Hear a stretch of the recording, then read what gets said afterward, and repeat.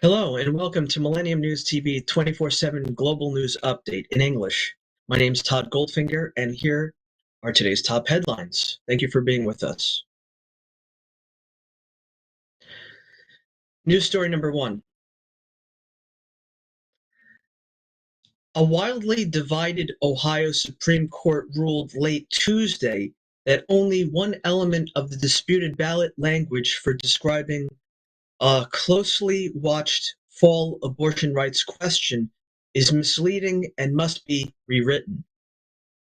The decision lets stand most of the word choices targeted in a lawsuit by Ohioans, United for Reproductive Rights, the pro-abortion rights ballot campaign, as well as the substitution of unborn child for fetus, which it chose not to dispute. Next news. News story number two. The Pentagon began a new effort Wednesday to contact former service members who may have been forced out of the military and deprived of years of benefits due to policies targeting their sexual orientation, starting with those who serve under Don't Ask, Don't Tell. Under DADT, which was enacted in 1994 by President Bill Clinton and in effect until 2011, service members who had other than heterosexual orientation could serve, as long as they kept it quiet. That led to years of discrimination, undue pressure, discharges, and lost benefits. Next news.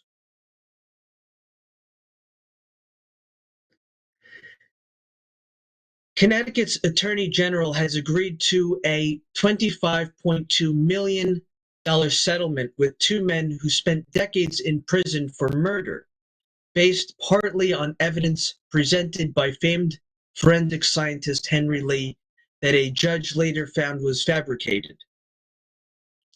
Ralph Ricky Birch and Sean Henning were convicted in the December 1st, 1985 slaying of Everett Carr after Lee testified there were stains consistent with blood on a towel found in the 65-year-old victim's home in New Milford, 55 miles southwest of Hartford. A judge vacated the felony murder convictions in 2020 after testing found the towel was free of blood. The two men filed a federal wrongful conviction lawsuit against Lee, 8 police investigators, and the town of New Milford. Next news. News story number 4. All eyes were on the possible interaction between Ukraine's president and Russia's top diplomat at a UN Security Council meeting Wednesday. Will they clash? Will they speak? Will they avoid each other entirely?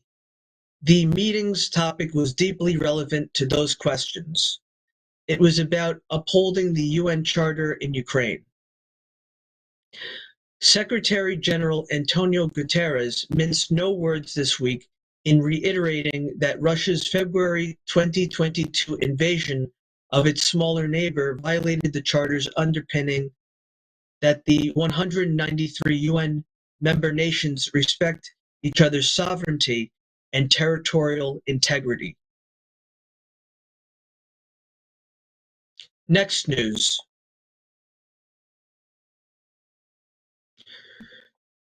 News story number 5. Iran's President Ibrahim Raisi said Tuesday that his country will never give up its right, in quotes, to have peaceful nuclear energy, end quotes, and urged the United States to demonstrate in a verifiable fashion. end quotes, that it wants to return to the 2015 nuclear deal. Addressing the annual high-level meeting of the UN General Assembly, Raisi said the American withdrawal from the deal trampled on U.S. commitments and was, in quotes, an inappropriate response to Iran's fulfillment of its commitments. We're going to take a short break from the daily global English news of Millennium News TV 24/7. Please stay with us. Thank you.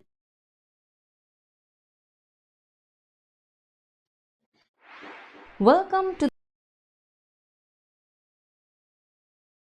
the world of Millennium News 24. We bring news, we analyze news, and we make a bridge between you and the eventful world. 24/7 Millennium News 24 team is at your service. Don't miss Todd Goldfinger's show, Goldfinger Music Hour, Noon News with host Todd Goldfinger. Millennium News 24 is available to be watched free for all LED TVs such as Sony, Samsung, LG, Roku TV, Amazon TV, and Apple TV, and also in all European countries and Australia, available with the Sky Network, Worldwide Jado TV, Radiant IPTV, Worldwide Jago BD Network, and Horizon Satellite globally. Millennium TV 24 News you need to know.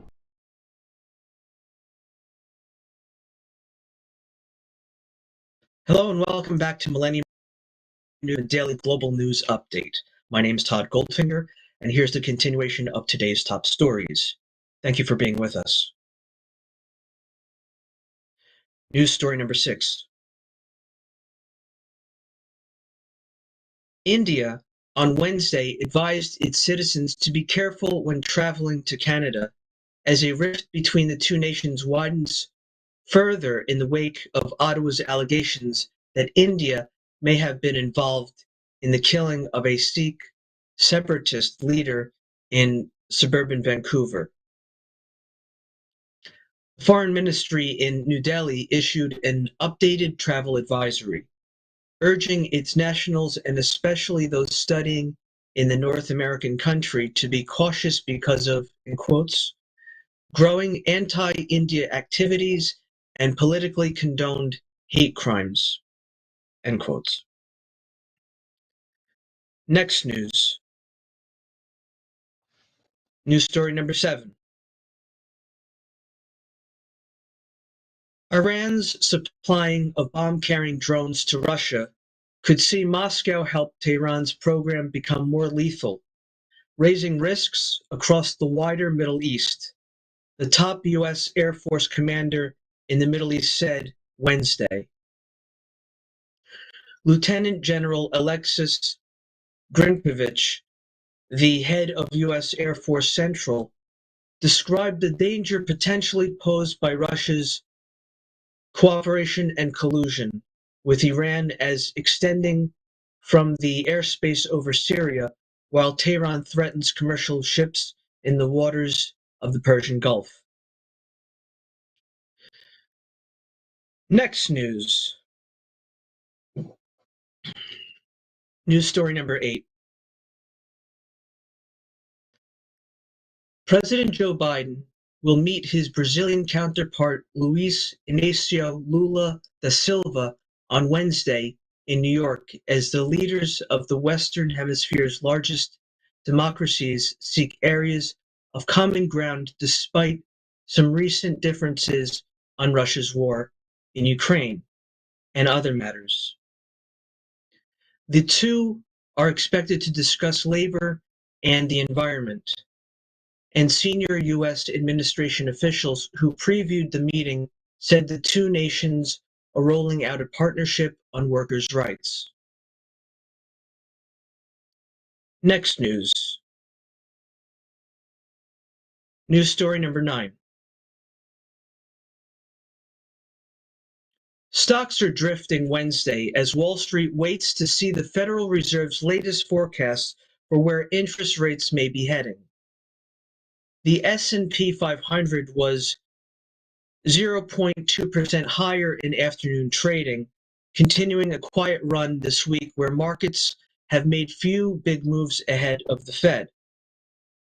The Dow Jones Industrial Average was up 202 points, or 0.6%, at 34,721 as of 12:06 p.m. Eastern Standard Time, and the Nasdaq Composite was 0.1% lower. It's nearly a foregone conclusion among traders that the Fed will say in the afternoon that it's keeping its main interest rate steady. The question is what Fed officials say in updated projections they're releasing about where they see interest rates heading in upcoming years. Next news. News story number 10. Former President Donald Trump will travel to the battleground state of Michigan next week to meet with striking auto workers instead of participating in the second Republican presidential debate, a person familiar with his plans said Monday.